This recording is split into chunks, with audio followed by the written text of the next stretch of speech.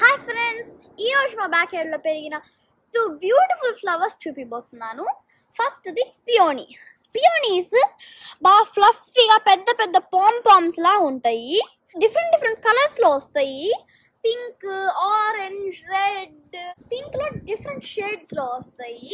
పియోనీస్ also smell చూస్తే బాగా delicate గా పర్ఫ్యూమ్ లా వస్తుంది. పియోనీస్ చాలా బీస్ అట్రాక్ట్ చేస్తాయి.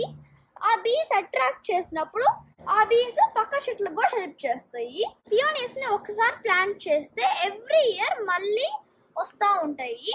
ఇట్లాంటి పెరిగే చెట్ల పేరు పెరినియల్ అని పిలుస్తాం. మనము బాగా జాగ్రత్తగా చూసుకుంటే అప్ టు 100 years వరకు ఎవ్రీ ఇయర్ పెరుగుతా వస్తాయి. అర్లీ సమ్మర్ లో బ్లూమ్ అవుతాయి. నెక్స్ట్ ఈ పువ్వుల పేరు bleeding hearts. Bleeding hearts heart shape లో ఉంటాయి. మళ్ళీ వీటి కింద ఒక డ్రాప్ లా ఉంటది. బ్లీడింగ్ హార్ట్స్ భలే డెలికేట్ గా ఉంటాయి. వైట్ అండ్ పింక్ కలర్ లో ఉంటాయి. ఒక కొమ్మకి లైన్ గా వస్తాయి. అవి చూడటానికి ఒక నెక్లెస్ ఆఫ్ హార్ట్స్ లా ఉంటది.